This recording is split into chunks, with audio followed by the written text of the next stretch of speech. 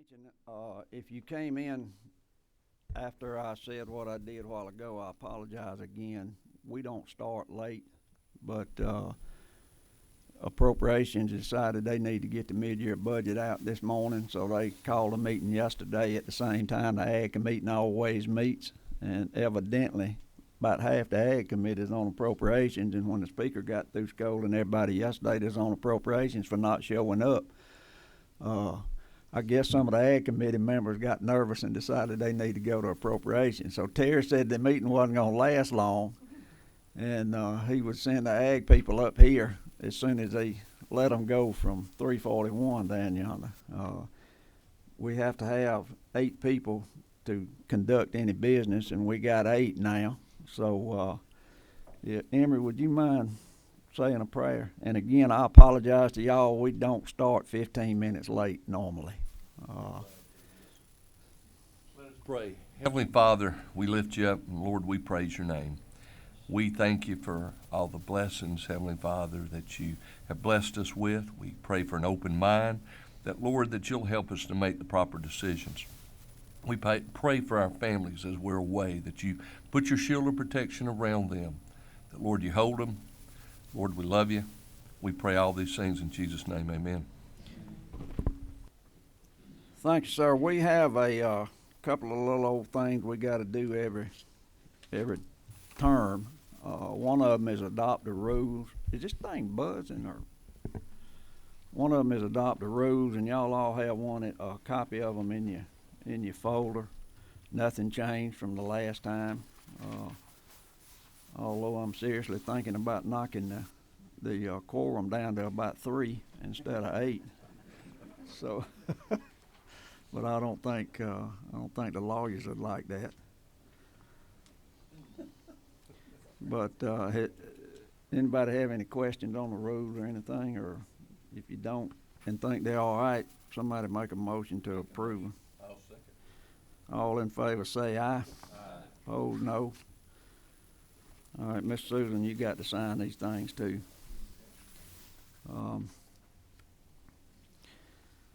We have a couple of presentations, and I want to wait till more people get here to do some of them. Brian wanted me to remind everybody. You stand up and talk, Brian. Thank you, Mr. Chairman. I just wanted to remind everyone we did provide an invitation for each of you to attend our legislative breakfast, which is on February the 8th, 2 weeks from today. And we have a great crowd that's from our industry that's registered to be there, and they're always looking forward to engaging with members of General Assembly and meeting those members that are new as well. So we hope that the new guys will be able to make it over to our breakfast. It's over at the Freight Depot, 7:15, 7:30 on Wednesday, February the 8th. We'd love to have y'all come. Thank you. And we have another Brian in the audience from the Green Industry Association. You want to invite them to y'all's thing? I'm Brian Jernigan from, those who don't know, I'm the chairman of the board of directors for the Georgia Green Industry Association. And we have a trade show out in Duluth this week. Tomorrow, Thursday, from 9 to 4, and Friday from 9 to 3. They are all most welcome to come and look through the show, see what we do, learn a little bit more, and see a lot of growers and appreciate it. Thank you, Brian. And we'll Lee can send the Ag Committee another reminder about y'all's thing and Brian's thing too. For those. It's at the Infinite Energy Center, isn't it? Yeah, the Gwinnett. If you never have been to it, it's something to go see if you interested in the green industry, because there's folks from all over. It's not just Georgia, it's southeast, right? Yes, we get a lot of vendors from all over the southeast. That is geared for people in Atlanta and the Georgia market.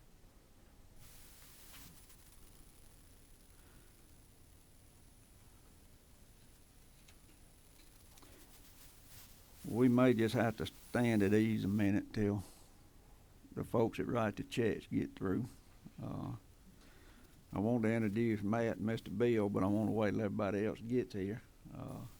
The new members on the committee. I tell you what, while y'all are sitting there, Lee did put a picture thing in your folder there, so you got, you can put a name with a face when you got a question. And like I told both of y'all, I don't know anything, but we can find you an answer if you got any. So,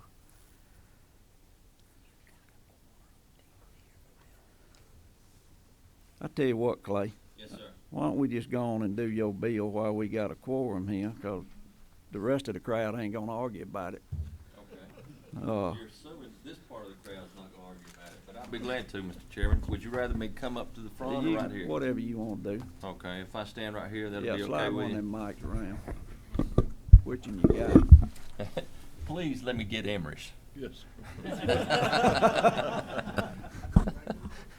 There you go. We were gonna talk about raccoons for a minute. Mr. Chairman, members of the Ag Committee, I bring for your consideration House Bill 49. If you look in your folder, House Bill 49. I hope you've had a chance to look at it prior to this morning. Those that are not new to the committee, if you'll recall, we or you voted this good bill out of your committee last year in almost exactly the same language.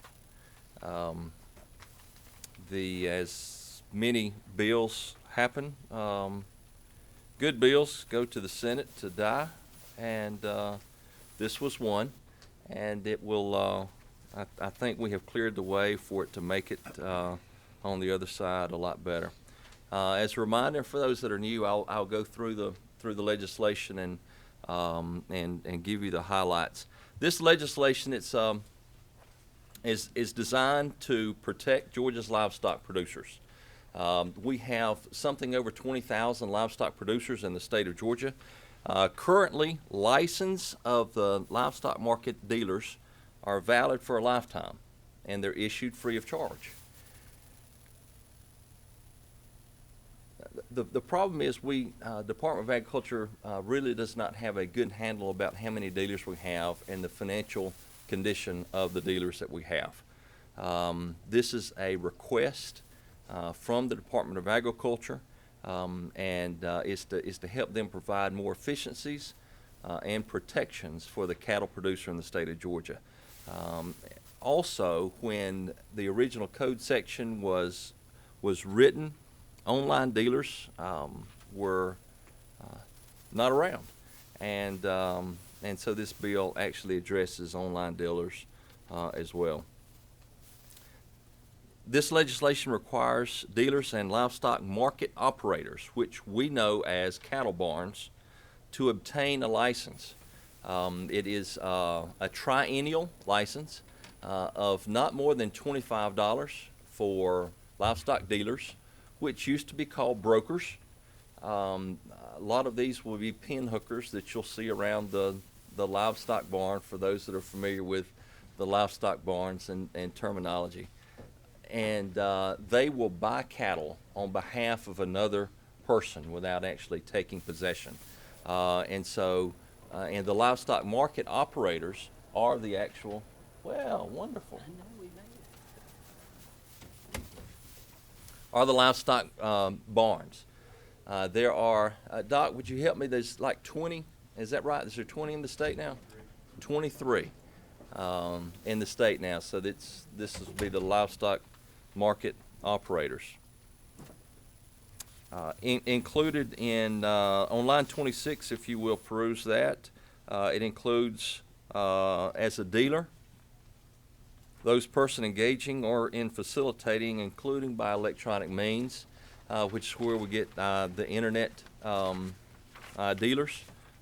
That's a growing segment that is unregulated and exposes the livestock producer to scams.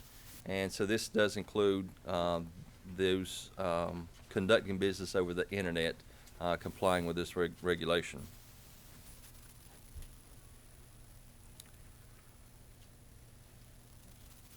The new definition of dealer clarifies exemptions such as buyers and sellers of their own livestock. So if Mr. Bill, if you go to Turner County Stockyards and you want to buy 5 yearlings for your farm, you do not have to obtain a dealer license from the state of Georgia because you're buying on your own behalf. And there will be no changes to that. There's actually no changes in the penalties in this legislation. The penalties for not complying have not changed at all.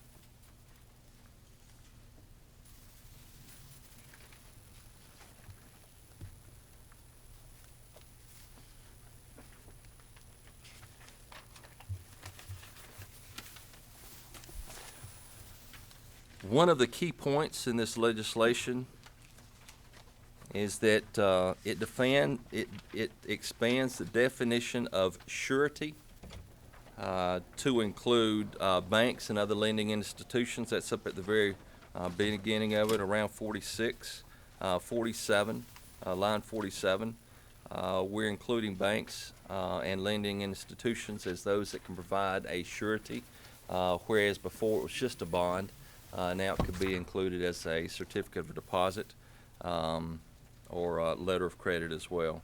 And one of the key provisions, and this will be the last, Mr. Chairman, I promise, it eliminates that antiquated method that we have right now that's in code that is not used of calculating the bond requirements, and it allows the Department of Agriculture to use the golden standard that's used in all the other states, and it's the industry standard, which is the Packers and Stockyards.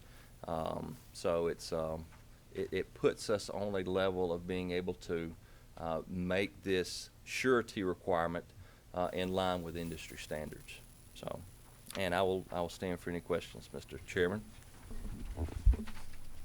Thank you, Clay. I'm glad the appropriations crowd has got all the state money in good shape and came to an important meeting.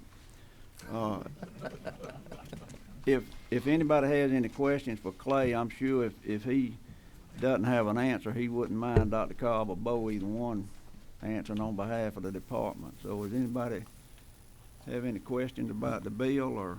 And this is the same one we passed out before the Senate monkeyed with it, and it didn't go anywhere. Thank you, Mr. Chairman. I was not going to go quite that far, but that was appropriately titled. They do that on occasion, quite often, when it gets across the hall. Yes, sir. Go ahead. Yeah, in South Georgia, we get a little bit nervous when they start changing the definition of words. And on this bill, I see and I know I came in late, but they've struck through a lot of different words, and looks like a dealer used to be a broker. And so, why do we do that? You know, we talked about it last year on another bill with our Representative Watson on changing, what did we change it to, a producer instead of a farmer? And, you know, I just think there's a difference sometimes. But why do they do that? Well, as our nomenclature changes, as we change with technology, the thing that we used to call a dickivator on the farm is no longer called a dickivator. Now it's a cultivator. Go figure. I'm not quite offended that we change the word from broker to a more broad definition. A broker implies it's a very limited, more defined definition, whereas a dealer could be expanded to also now include those that are buying on behalf of others on Craigslist. And so you wouldn't necessarily call them a broker, but it is called a dealer now. And in the same way with surety. So now the old legislation had bond, which connotes a very limited scope financial transaction. where surety will be a much broader definition that will also include a CD. And so I think as the needs of particular livestock community changes, then I think some of the antiquated words might better be expanded or made more concise as the need arises in the changing times. When this legislation was written, there was no such thing as the internet. Could not imagine selling cows that you don't look at and see.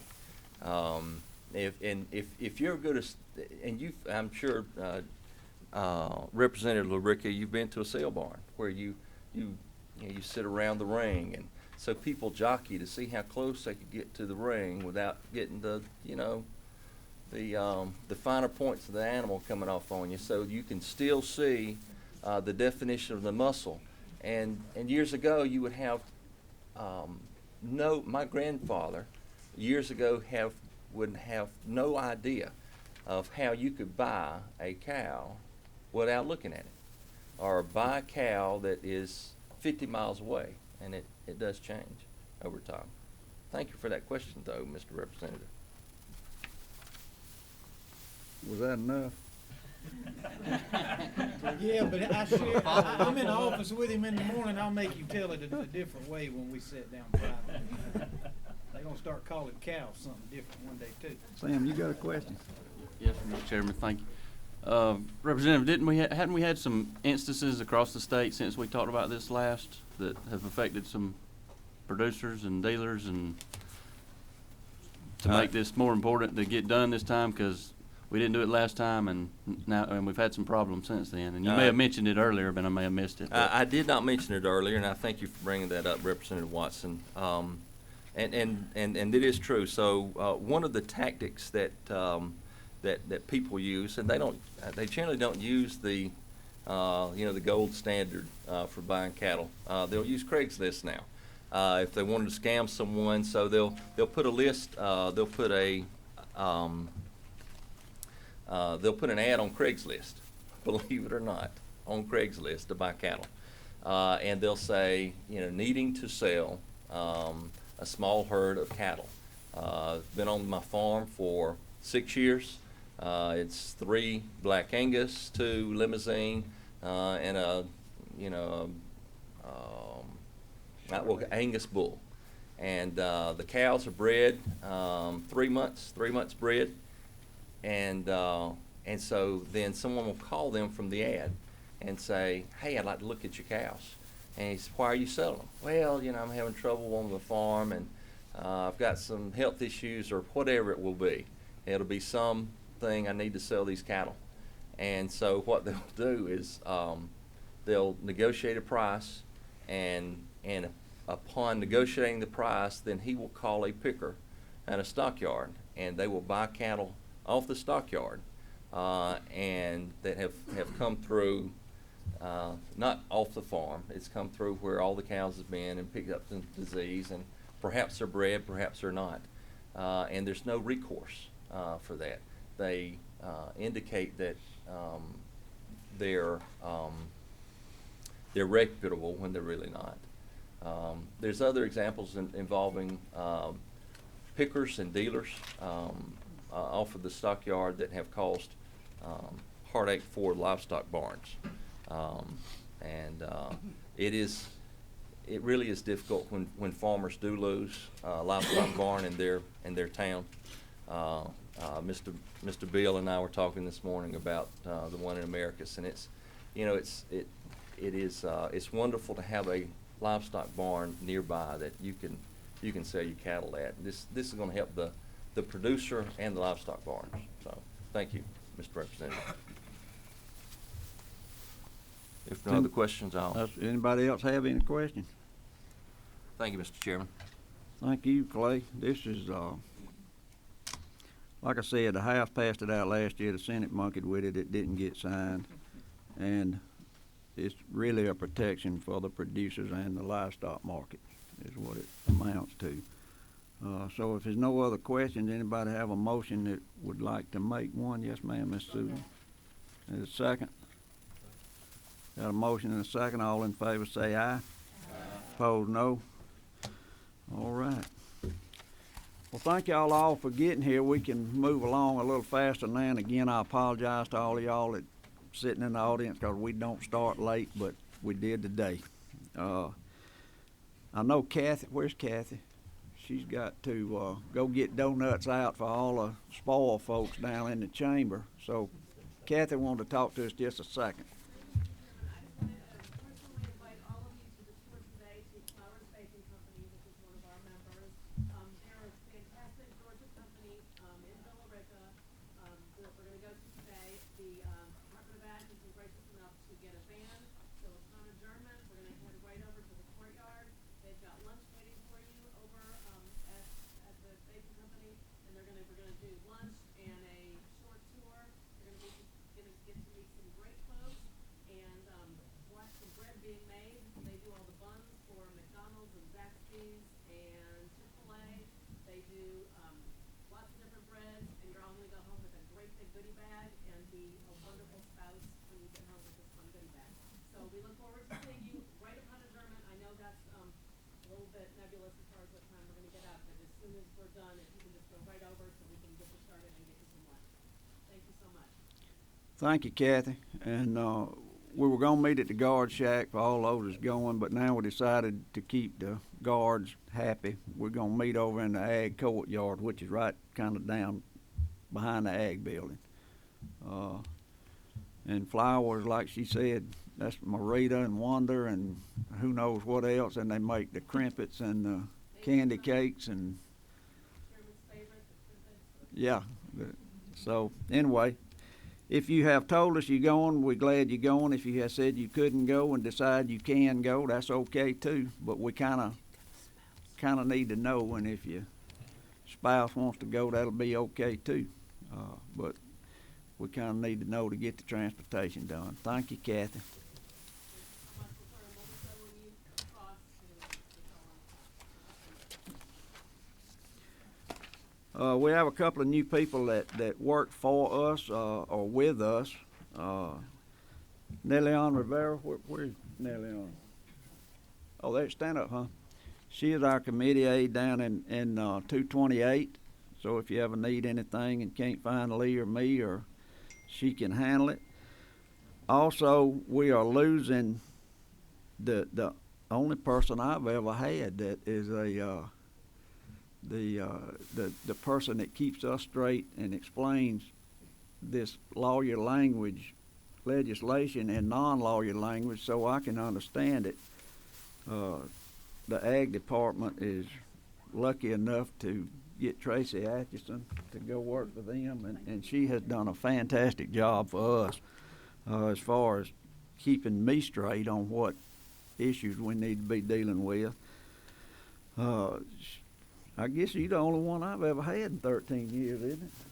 Yes, sir. So anyway, she's kind of like my sister when we get to doing that kind of stuff.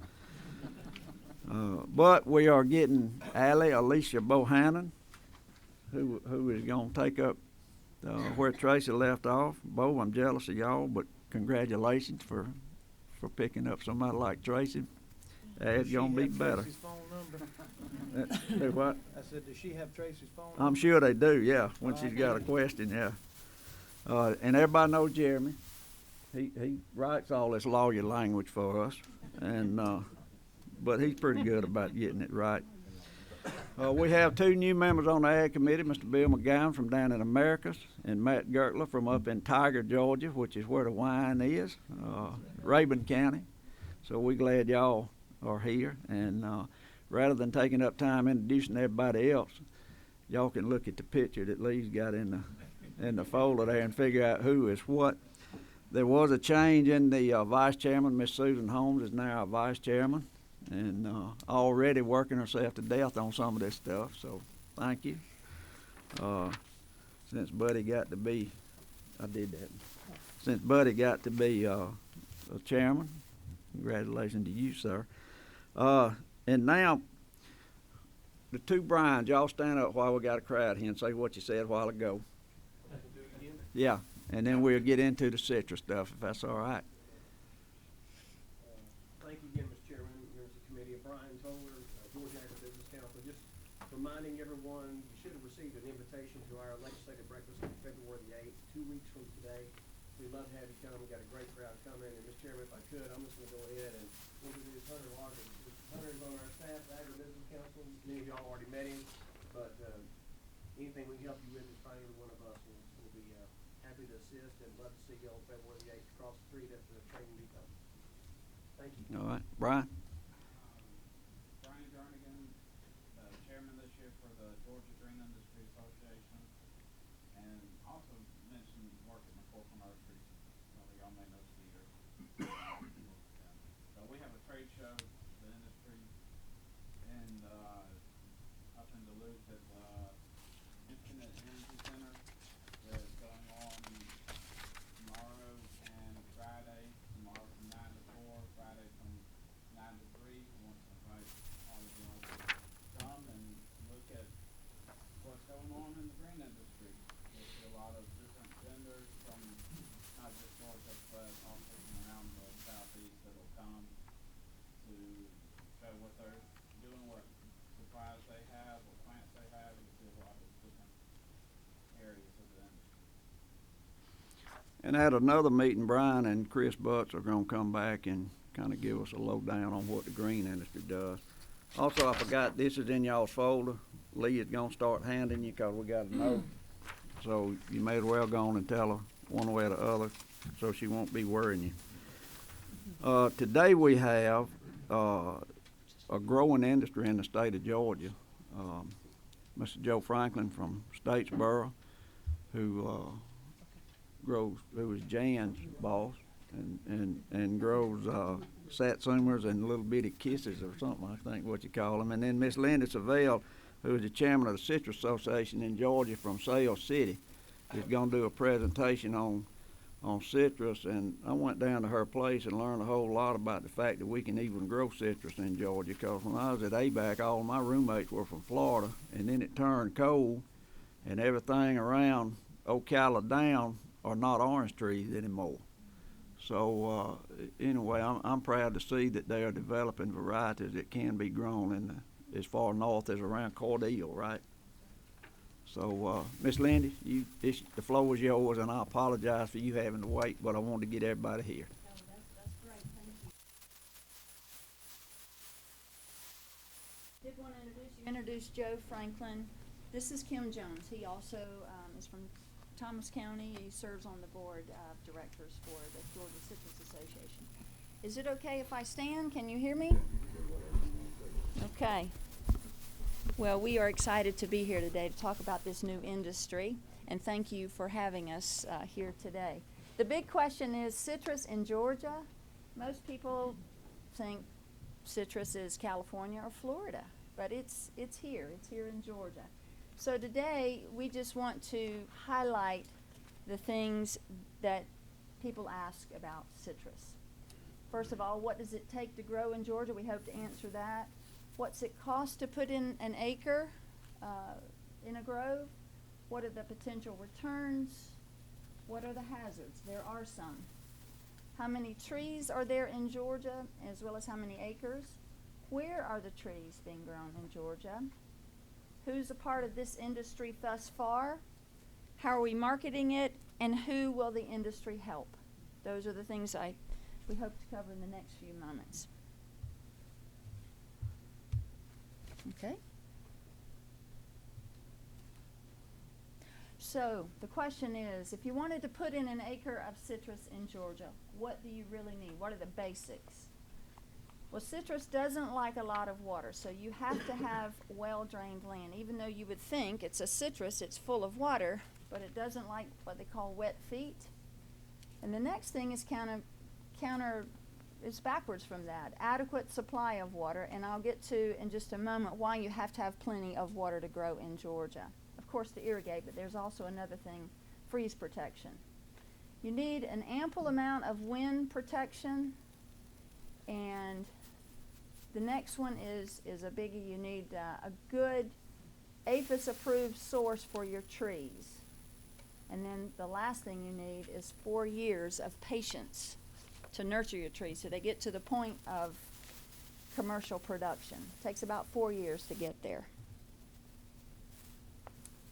So everyone wants to know, well, what is this going to cost me? And these figures they vary because a lot of people that put in citrus trees are farmers and they can do everything themselves.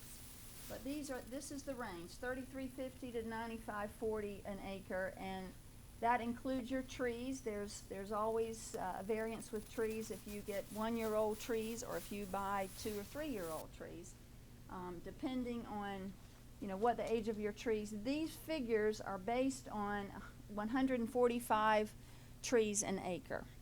Some people put less than that, and then if you put dwarf trees, you'll put twice that many. Irrigation supplies, these are all estimates. Of course, we all have trees, so we're basing it on our experience as well. About $1,500 an acre for the supplies, and then to install them, again, just about the same to install the irrigation.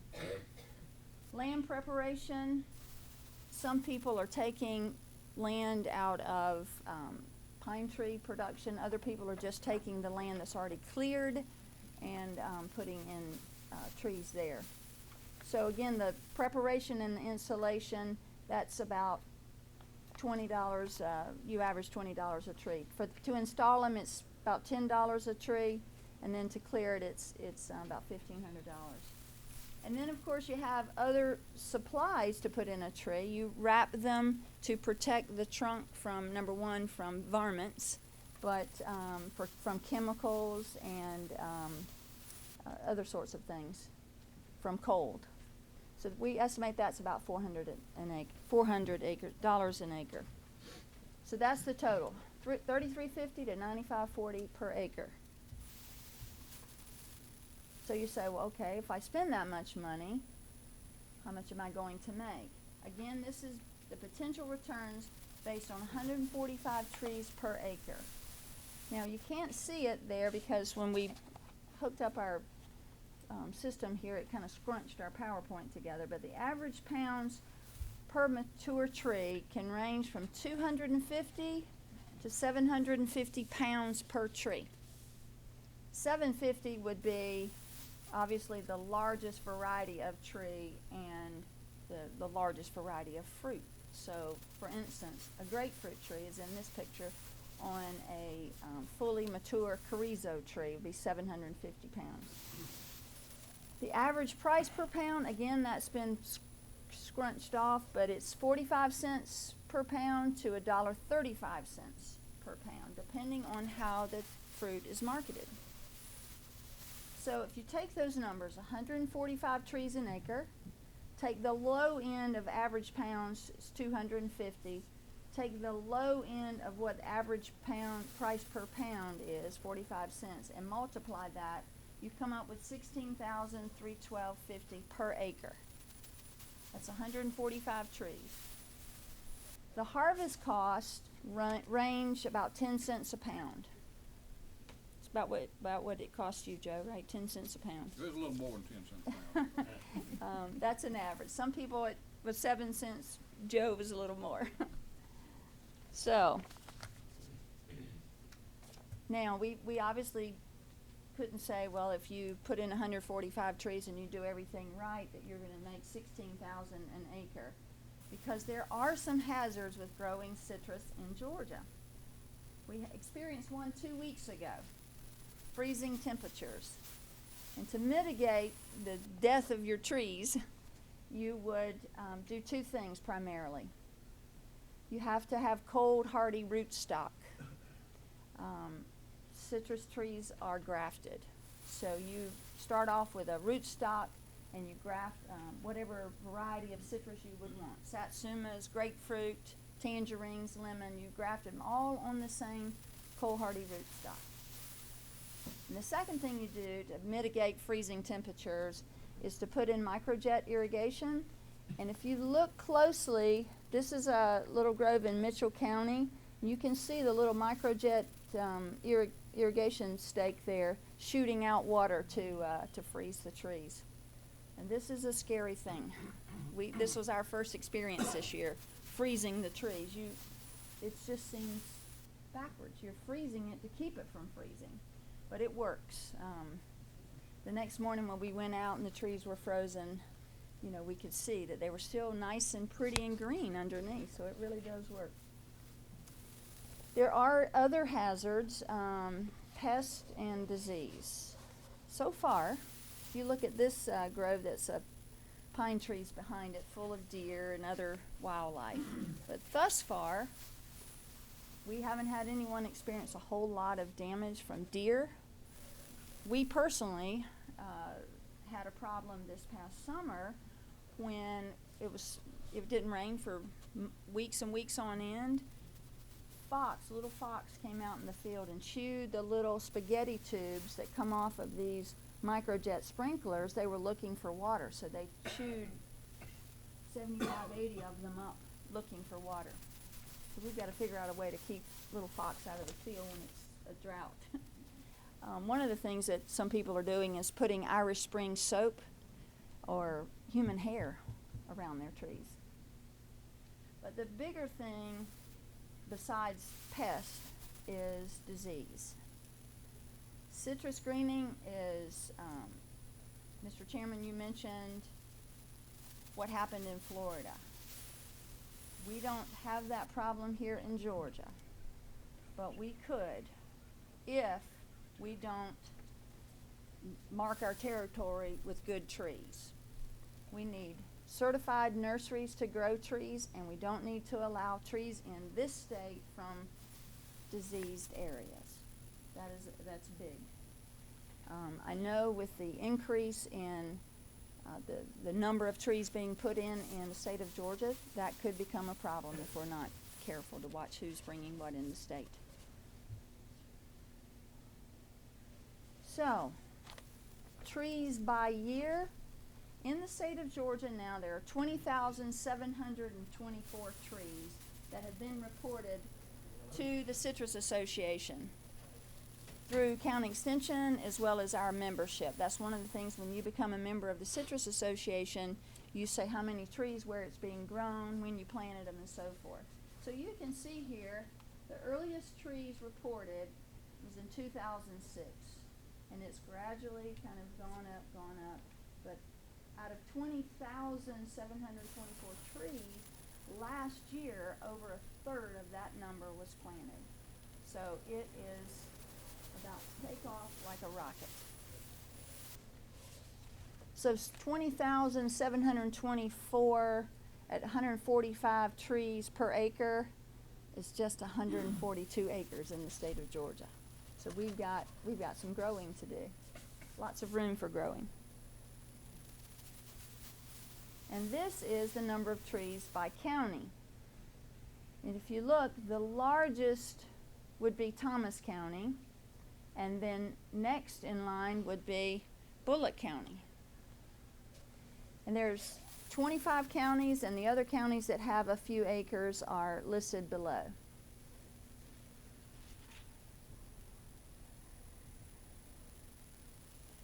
When we first started talking about citrus in Georgia, and we were trying to put together the Citrus Association, we had this meeting to call all the growers in, and we basically said, you know, we are pioneers in this industry.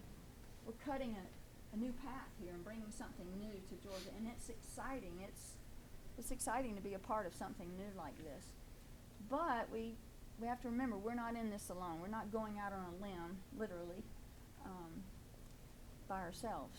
Department of Agriculture, our commissioner of the Department of Agriculture attended our open house for Georgia's first citrus-only greenhouse, and he is very excited and very supportive of us. And of course, Georgia Agribusiness Council attended as well and is there to support us however, you know, we need to promote this industry. The University of Georgia, November the 10th, 2016, released its first patented seedless citrus varieties. They released a tangerine, they released a lemon, and a grapefruit. So Georgia, University of Georgia is in it as well. Of course, we've got our county extension agents throughout the state that are getting involved. We've got NRCS, Natural Resources Conservation Service, who are out there helping us design irrigation systems to put on this. This microjet irrigation system is fairly new to some people. And of course, the U.S. Department of Agriculture is involved in this, and when we talk about numbers of trees and where they're going and so forth. And we have a juicing facility, and on your table, compliments of the juicing facility, Florida Georgia Citrus is Satsuma juice, and once you try it, you will be in love with it. So, juicing facility is Mr. Kim Jones. You want to talk to him about juice? He's here with us. We also have a citrus-only nursery in Georgia. It's Georgia's first. So it's also a new thing, and that's where we're growing the trees that will be planted by, I'm sorry? Sale City? Sale City. And then there's a number of independent researchers involved in the citrus industry. Dr. Mark Crawford, who has Loch Laurel Nursery in Valdosta, he's always trying new varieties and different things. Dr. Wayne Hanna, who's retired U.S. Department of Agriculture, and he is at the University of Georgia now. He's actually the doctor that irradiated the tangerine, lemon, and grapefruit and made it seedless. And there's a number of other people that are trying different methods of grafting and so forth. First question everybody says is, okay, I put in all this acreage of trees.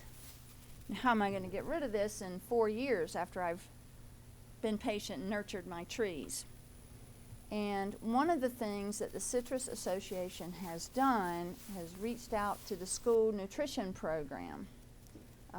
Met with Laura Tanasi, who's the head of that program, and in conjunction with the Department of Agriculture 2020 vision of having 20% of the food be provided from the farms, it just made sense that you would have satsumas and tangerines that kids want to eat as part of that program. So we met with her to talk about how we can work together to get fruit in school systems that children would want.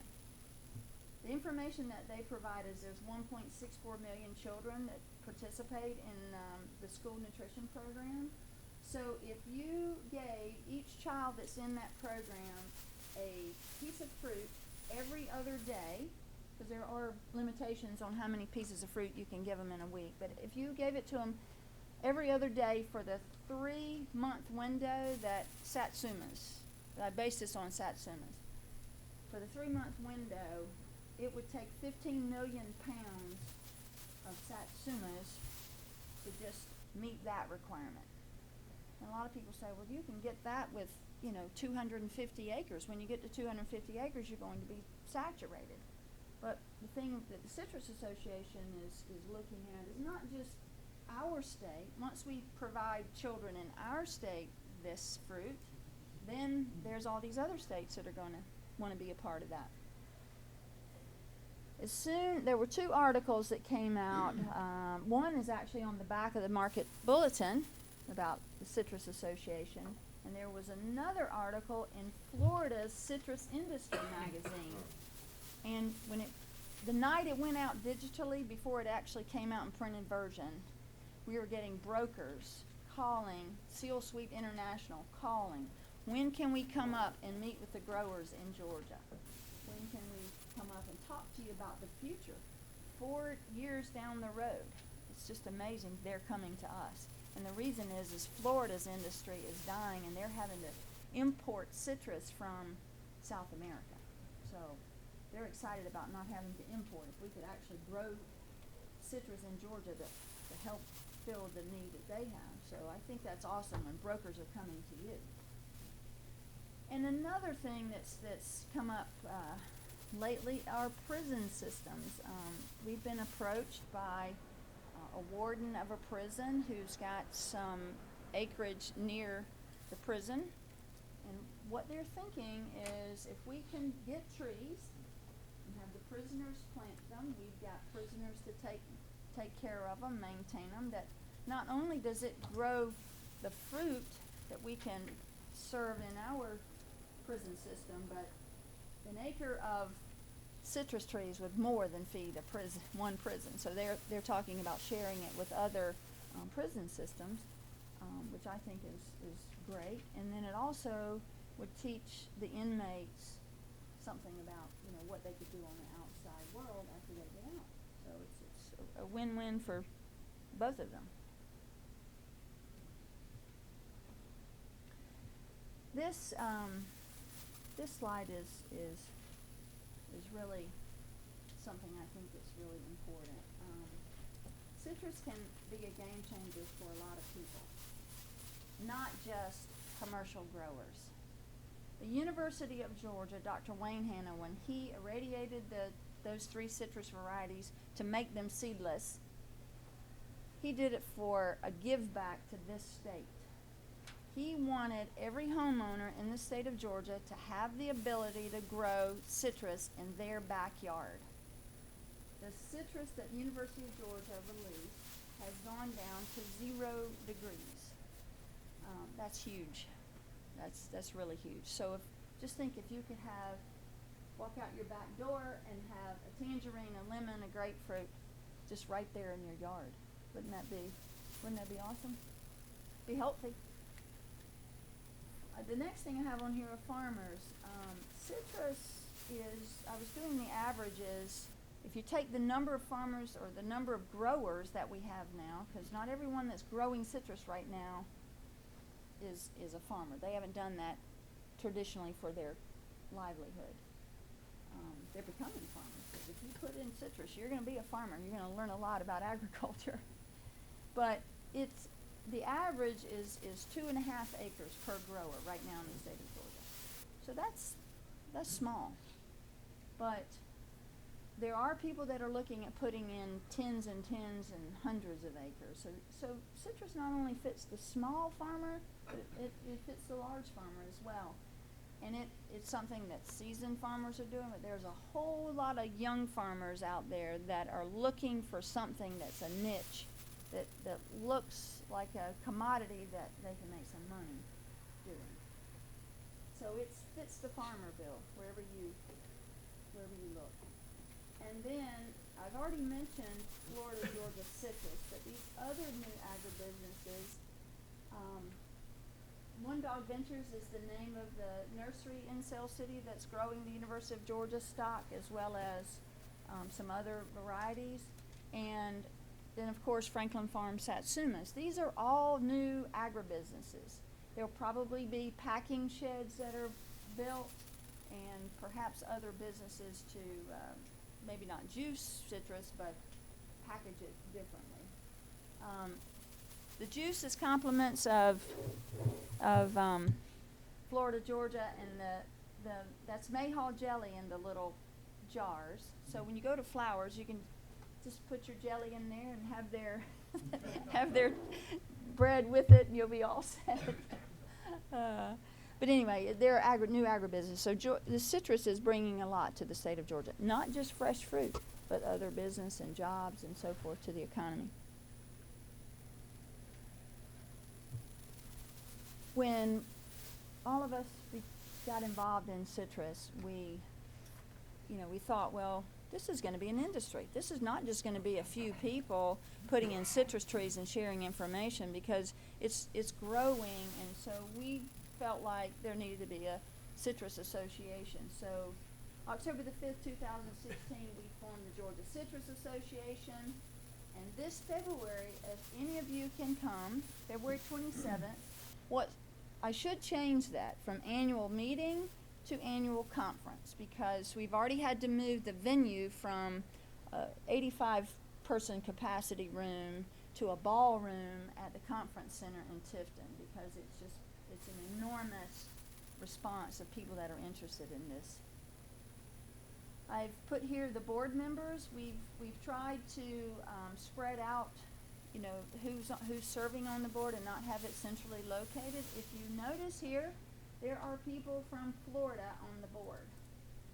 And that's because the Georgia Citrus Association includes those growers in North Florida, all the state of Georgia, and southern Alabama.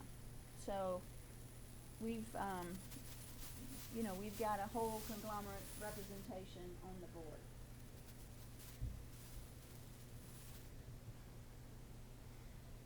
Six months ago, we would be saying, folks, the citrus industry is coming.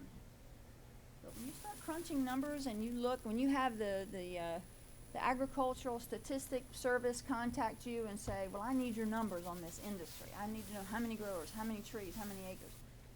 The industry is here. It's not coming. It's here and it's growing.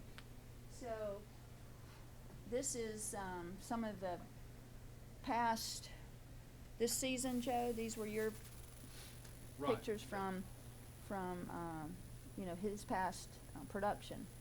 But it's here. I mean, if you look on, I bet you next time you go into the grocery store through the produce, vegetable section, you'll be looking to pay attention to citrus and see where it's coming from. And our hope is that pretty soon, that's Georgia citrus. Not that we have to be imported from South America or California. What can you do? Buy citrus as a homeowner. Put trees in your yard and join this movement. But also, I mentioned earlier about our concerns about pest and disease. The Department of Agriculture is looking at what they can do to protect our state. If we want to become a citrus state, like Florida, like Texas, like California, we have to protect our turf. We have to be cautious about what we're putting in the ground, what we're growing, because we want high quality fruit on the shelves, and that starts with good trees. So, you know, we think that maybe later on, there could be a possibility we would come to you and say, we need your help. But we're not there yet, but that's just something to plant the thought, you know, in your head that we might be needing you down the road. And I tried to keep this short and sweet and just point out the highlights, but I want to ask my colleagues, I didn't introduce our spouses. This is my husband, Perry, and this is Arlene, Joe's wife. If you have any questions for us, we'd be happy to answer them. I'm hoping you have lots of questions. I know we didn't cover everything. Lindy, thank you. You know, y'all have heard me say is the more that nutcases on the left coast in California come up with more regulations, I think Georgia's going to be the next San Joaquin Valley of the United States. And this is just one more example of what we can do in the state of Georgia to feed the world. And thank you for this. You got several lights flashing up here if you'll take a question or two. Certainly. So I'm just going to start off with, I guess it's Scott. Tom. Number one. Okay. All right. Thank you, Mr. Chairman. A couple of things to make sure I understand. You talked about you can grow citrus up as far north as Cordele, but UGA's trees can handle up to 0 degrees, so we could possibly look at a backyard tree as far north as here. I mean, we don't really get below 0 too often. Am I missing that, or? No, the University of Georgia, their trees have survived to 0. Mhm. And they say outside, first of all, I should point out, University of Georgia, in their test plot in Tifton, they don't freeze protect. They just, the tree grows, and if it gets too cold, they just hope it doesn't go below 0. Mr. Franklin, he doesn't frost protect his trees, and he's in Statesboro. So when they say that they hope every homeowner has a tree in their yard, up in the northwest part of the state, you can grow dwarf trees that get to 6 feet tall in a mobile container and bring them in, you know, when it starts dipping down below that. So like in the Atlanta area, the metro suburbs, you could literally grow a tree and have your own citrus. There are people that do it. Yes, there is. I spoke at a Southeastern Citrus Expo, and there were people there from Ohio, Indiana, Maryland, and Virginia, asking for the University of Georgia trees, which right now, those trees cannot go outside the state till that facility is approved by U.S. Department of Agriculture. So, but one day, that's the hope, that those trees will go all over the United States. Thank you, Mr. Chairman. Thank you. Whichever one of y'all is for right now. All right, thank you, Mr. Chairman. What time of year is the season for, picking and packaging? And the reason I ask that is because one of the challenges that our current farmers / producers would have is fitting it in with their current crops and harvesting and packaging. Representative Watson has a couple of crops a year, with his vegetables. And I could see where this might be some opportunity for them if it kind of fits into some gaps, which he don't have many gaps, but that would be a selling feature for this for current farmers if it kind of fit into their current growing. Usually start harvested late October, November, December, and it has sort of fit into that mold where we can use labor that's here for the There you growing go. season. So you're dead on what we're thinking. And the And- charm on your necklace is a nice touch this morning. Oh, We yes. appreciate that. Thank you. Just to add to that as well, one of the things that the growers in Georgia are looking at is diversification. Primarily, the 20,000 trees that are currently grown in Georgia are satsumas. Satsuma oranges, a little mandarin orange. That diversification is something that we're going to have to do to fit the needs of these brokerage companies like Seal Sweet International and so forth. They're not only going to want just satsumas, they're going to want lemons, limes, grapefruit, which will broaden out the length of the season. Grapefruit will go all the way to April. Pumelos will go all the way to April. Lemons go all year long. So, and that's what each individual person who might have a conflict with other crops would have to decide which variety. Let me take one more and then we got to kind of back off. You'll be around if anybody got any more questions. We'll be around. Thank you. One of y'all. Thank you, Mr. Chairman. Thank you for this this presentation. And I must tell you, I did procure one of the Satsuma orange juices for my wife earlier and did sample it, and it is the cat's meow. It really is good. But one of the things you mentioned, Dr. Hannah, who's well known with UGA. But as far as we depend on our extension agents as farmers or producers, either one. We depend on our extension agents a good bit with best disease practices that keep from, apply a fungicide or whatever. Is there an insecticide or a fungicide program for citrus? Is this something you spray? You plant them, you water them, and they look pretty, and you Well- gather a crop off of it. Well, Joe has more experience. His trees are a good bit older than mine, but I can tell you go to these citrus expos, and the University of Florida and other entities have these nice little laminated pictures of citrus trees and leaves and fruit with all the different diseases on it. And then they also have a chart. If you see this, you put this. But at this point, there's not a set spray schedule, like you would think, okay, in March you do this, and June you do that. Mm-hmm. It's for as insects, it's just based on what you find out there. But Joe, do you want to elaborate? Yeah, we do apply a fungicide twice a year during the spring when they're blooming, a pre-bloom and a post-bloom. And then we also check for insects. You got spider mites, red mites, citrus mites, aphids, and as we see them on there, we use a 10x magnifying glass. We look at the leaves, we look at the blooms. We need to spray them, then we're going to put a the appropriate spray on there to get rid of the insects. And then you prune annually. Do you prune? No prune. No pruning. Really? No. Sign me up.